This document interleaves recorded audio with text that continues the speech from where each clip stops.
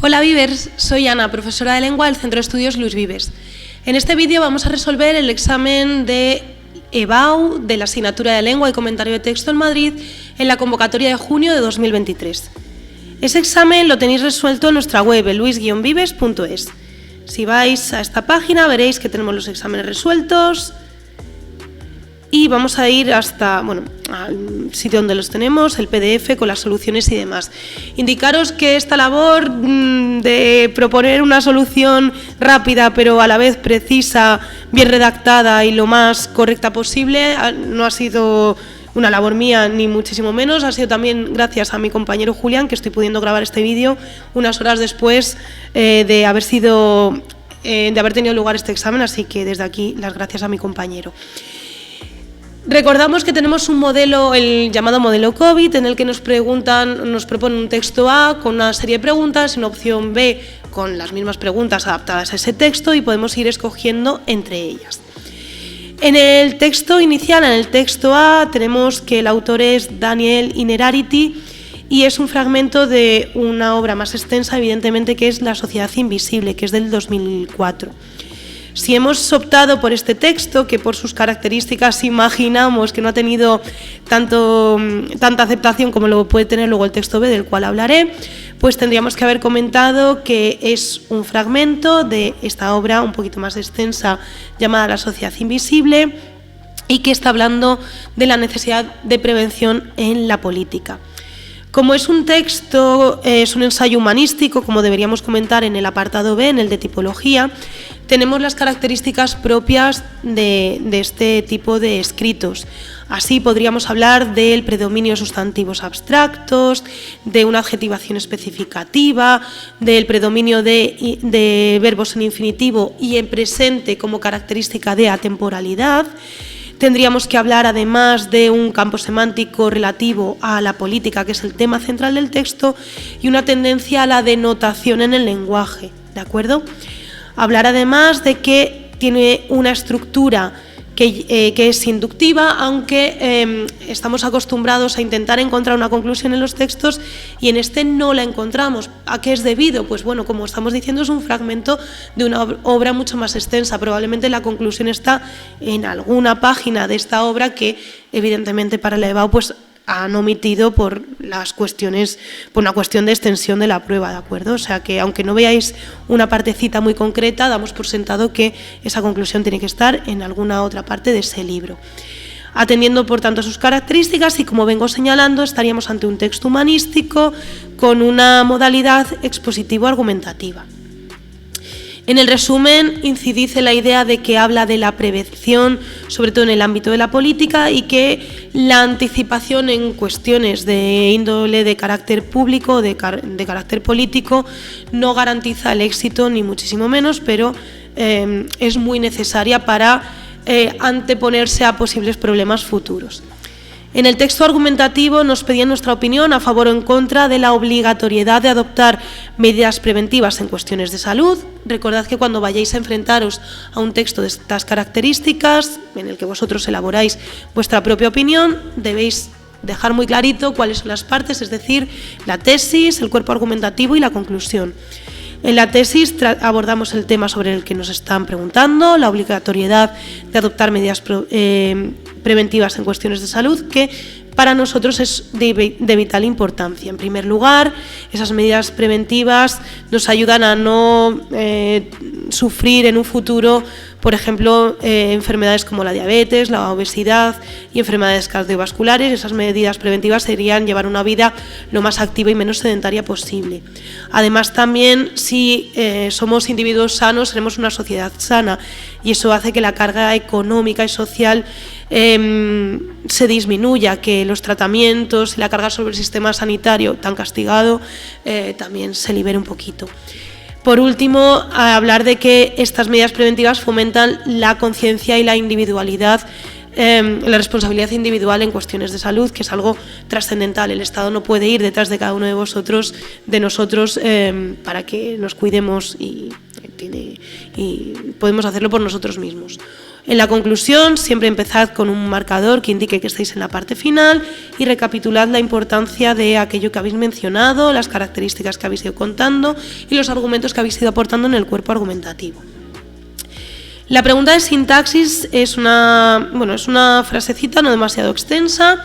Admite dos posibles análisis, voy a comentar el que hemos reflejado en el PDF y después de manera oral remitiré a otro que probablemente se dé también por válido y que sería una opción más de análisis sintáctico. En este caso tenemos el análisis de la política está obligada a tramitar incertidumbres como un análisis de una oración compuesta en la que el verbo principal es un verbo copulativo, es decir, tenemos un predicado nominal y dentro de él habría un atributo obligada a tramitar incertidumbres que es un sintagma adjetival. El núcleo sería obligada y a tramitar incertidumbres sería un sintagma preposicional que está complementando a obligada. Dentro de él, en el nace y su término, en este caso una subordinada sustantiva, el nexo sería el propio infinitivo, forma un predicado verbal con un complemento directo que sería incertidumbres. Esto también podría ser analizado como una posible forma de sustituir al verbo deber, a una obligatoriedad. La política debe tramitar incertidumbres. Si lo habéis hecho de esa manera, probablemente en este sintagma preposicional habéis marcado que es un complemento de régimen y es una opción en la que se podría dar como válida, ¿de acuerdo? Ya os digo que hemos puesto esta porque quizá nos parece como más evidente, pero la otra también sería totalmente válida.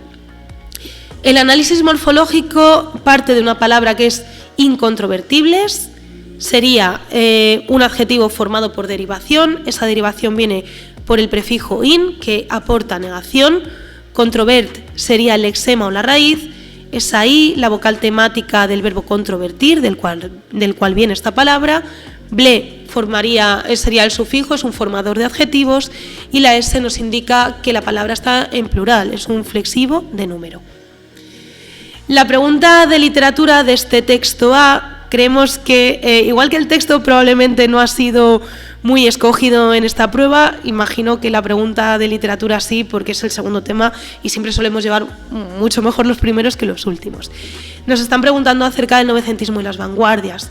Breve contexto histórico, estamos en un periodo de entreguerras, entre Primera y Segunda Guerra Mundial. Pese a que España se mantiene neutral, vive sus propios problemas, gobiernos muy inestables, el reinado de Alfonso XIII, golpe de Estado de Primo de Rivera y la llegada de una Segunda República en el 31.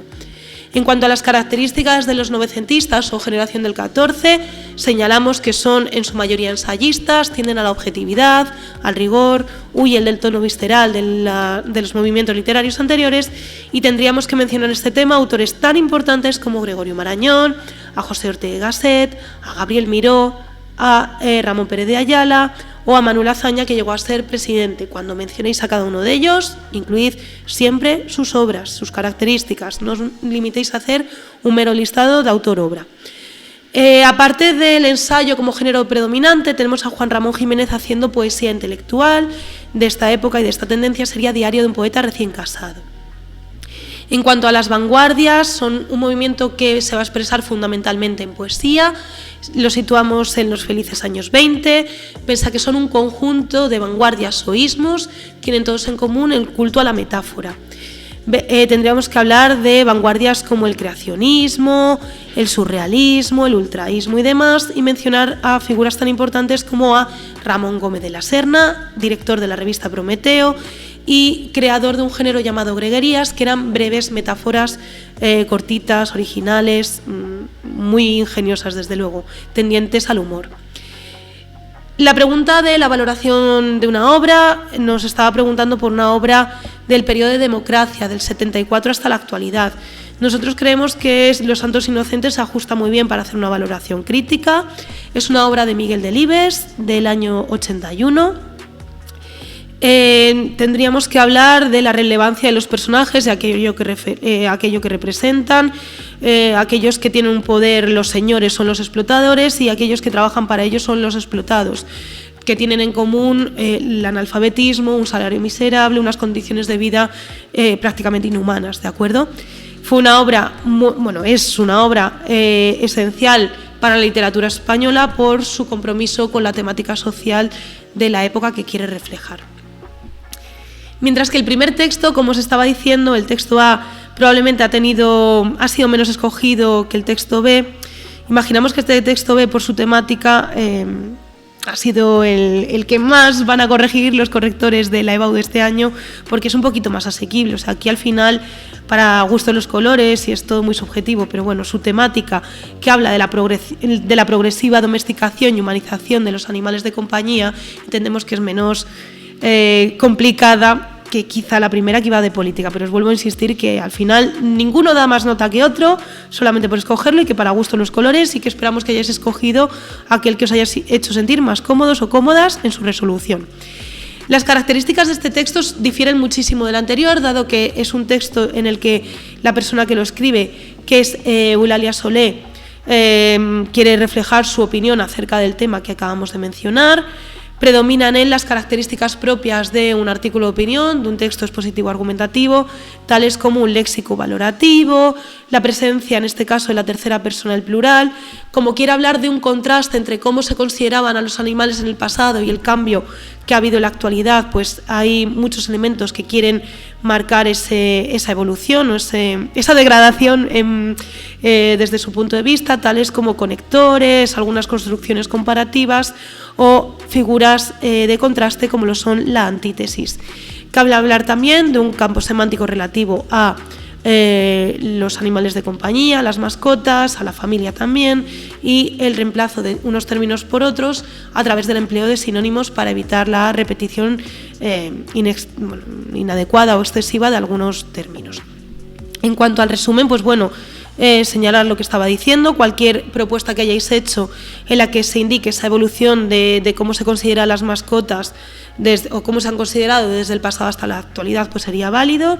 Han perdido ese fin práctico que tenían para las familias, como que estaban en la familia y recibían unos cuidados porque aportaban algo, y a día de hoy pues son considerados un miembro más con el gasto económico que conlleva mantener su bienestar.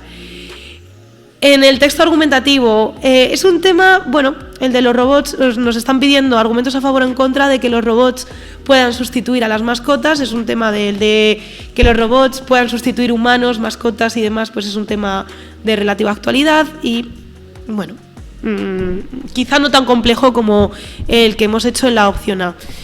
Estaríamos hablando de una tesis en la que decimos que si los robots han sido capaces de reemplazar a los humanos en algunas tareas, ¿por qué no iban a reemplazar a las mascotas? Aportamos dos argumentos a favor, como son el hecho de que requieren menos cuidados, evidentemente, y de que además han ido simulando los comportamientos de animales al punto de poder ser relativamente similares a ellos, pero, sin embargo, hemos de reconocer que todavía les falta parte de la calidez y de la conexión emocional que podemos llegar a sentir con una mascota. Todo esto lo resumimos de una forma muy sintética en la conclusión.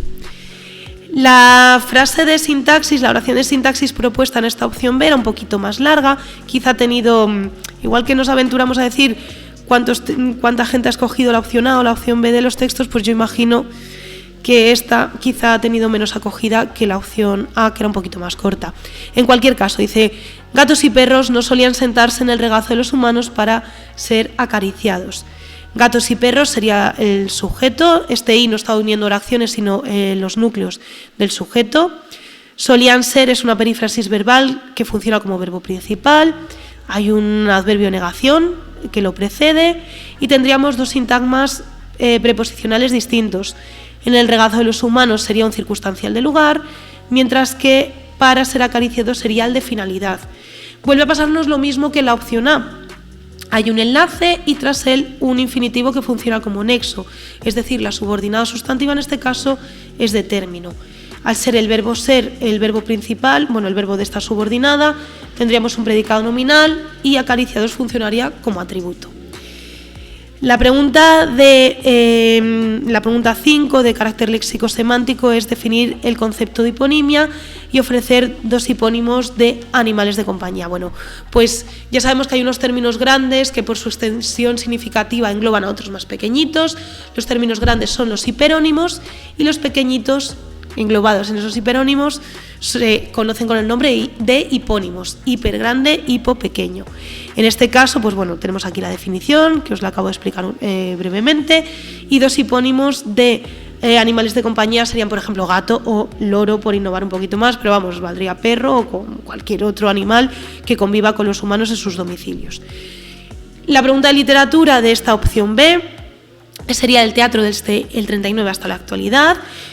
No es que sea un tema excesivamente complicado tampoco, pero bueno, entiendo que como es uno ya de los últimos o posteriores al 39, hay ya más aluvión de nombres y solemos llegar más cansados y quizá no ha sido tan escogido como imagino que ha podido ser el anterior.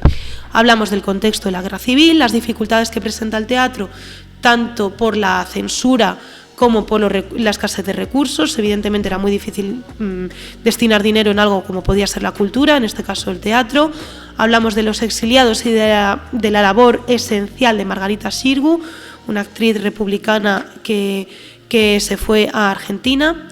Hablamos de los años 40, con un teatro de corte más falangista y alguna intención de algunos autores de obras humorísticas. Podemos mencionar, por ejemplo, autores en esta época como a Miguel Miura, Jardiel Poncela, Luca de Tena, José María Pemán. Ya si hablamos de los 50, siempre hablamos de una corriente social, autores tan relevantes como Buero Vallejo, Alfonso Sastre. Y si hablamos de los años 60, ya hay una parte más crítica, ¿de acuerdo? Mencionar a autores tan relevantes como a Martín Recuerda, a Rodríguez Méndez o a Antonio Gala, que es un autor que ha fallecido recientemente. Podemos hablar además, dentro de todo esto, de la denuncia en obras de muchísimos autores, tales, no me quiero enrollar ya mucho, como Francisco Nieva, a Romero Esteo o incluso a Fernando Arrabal, que estaba exiliado voluntariamente en París. Los años finales del franquismo se caracterizan por ser años en los que hay unas compañías teatrales que llevan su labor al margen de los cánones o del teatro comercial establecido. Tenéis muchas en función de las provincias y demás. Quizás señalar, por ejemplo, els Joglars y els Comedians, que se encargaron de las ceremonias de apertura y de cierre de los Juegos Olímpicos de Barcelona 92. La pregunta de la valoración crítica de una obra en este periodo, que nos preguntan en la opción B, sería del 90 al 39, es decir, del periodo anterior a la dictadura. Nosotros hemos escogido Romancero Gitano, obra de Lorca, a un autor tan célebre como él. Ese Romancero Gitano es un conjunto de romances que reflejan el carácter simbólico del universo lorquiano, la atracción que tenía por el mundo de los gitanos y demás. Bueno, en fin, hablar de la relevancia que tiene esta obra para nuestra literatura y de que sitúa sus orígenes en el romancero viejo, ¿de acuerdo? Lo dicho, no me quiero enrollar mucho más, que ya el vídeo se puede hacer demasiado largo. Vivers, si os habéis presentado a la prueba, esperamos que os haya ido fenomenal, y si estáis viendo este vídeo, esperamos que os esté sirviendo de ayuda para prepararla y hacer la prueba con muchísimas garantías. Un saludo, gracias por vuestra atención.